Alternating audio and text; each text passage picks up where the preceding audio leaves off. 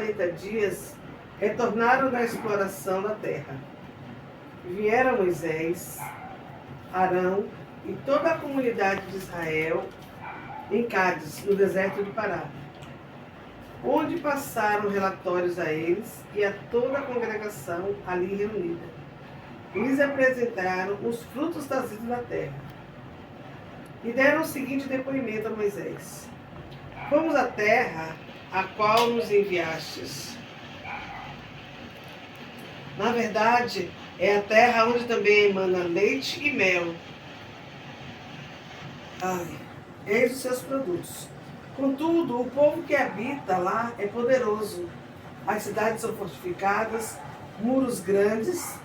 Também vimos ali descendentes de Enaque. Enaque, para a gente que estudou, né? São gigantes.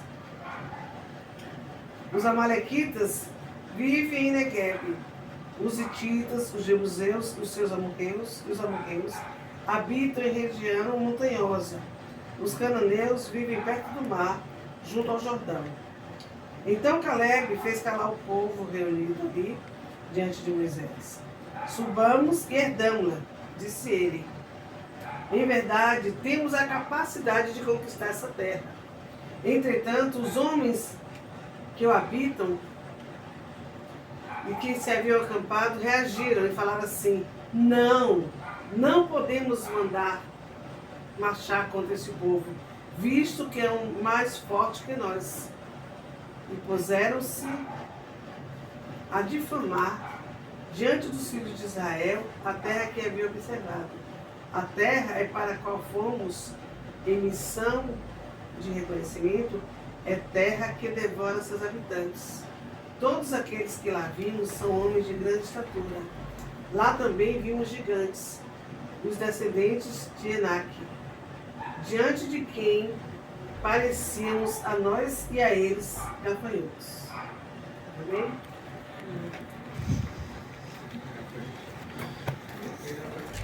Quando o povo saiu da terra do Egito e vagou 40 anos no deserto, o Senhor tinha feito uma promessa ao povo dele, que eles iriam para uma terra que manava leite e mel. Porém, aquele povo, ele murmurou durante 40 anos, ele murmurou no Egito, no deserto. Ele murmurou, e aí o que aconteceu? Eles não entraram na terra prometida.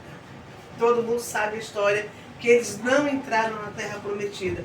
Por quê? Porque eles murmuravam, eles se queixaram o tempo todo. Mas quando chega no final, antes de Moisés passar para Josué, o povo que ainda restava, que eram as crianças e os que nasceram no deserto, né? Então o Senhor falou para Moisés: manda o povo, os chefes das tribos, cada um dos principais, e vigiar, ver a terra que eu prometi. Olha lá, toda a terra que manda leite e mel, e sonda lá. Quando ele manda o povo, ele fala assim: olha se a cidade tem muros fortes ou muros fracos, olha se a terra é boa, olha se tem muita gente, olha se as plantações são boas. Ele manda eles observarem tudo. E eles partem em uma jornada de 40 dias. E quando eles chegam lá, eles começam a observar, estavam na época da colheita da uva. E eles começam a observar que os gigantes, olha, imagine, os gigantes terem que pegar uma vara para levar um cacho de uva. Imagine o tamanho do cacho de uva, né? Então eles começam a observar tudo aquilo e ao final de 40 dias eles voltam, eles retornam.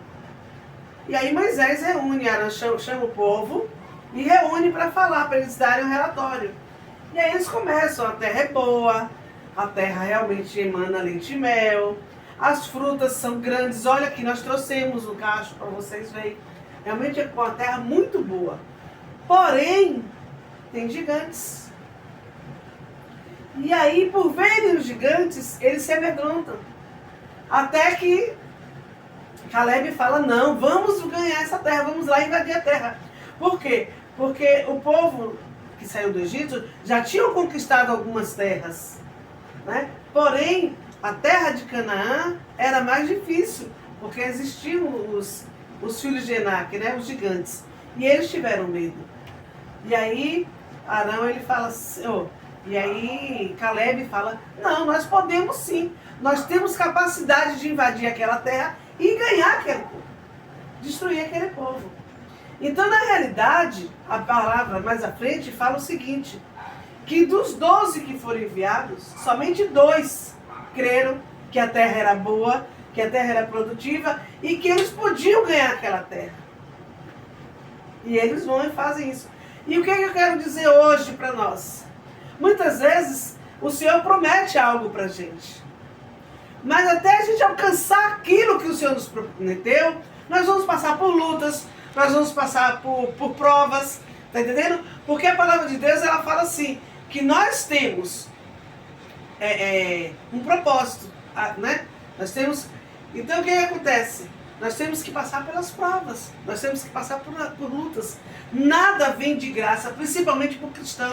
Não pense que nada vem de graça para o cristão, porque não vem. É tudo à base de luta, tudo à base de luta. Entendeu?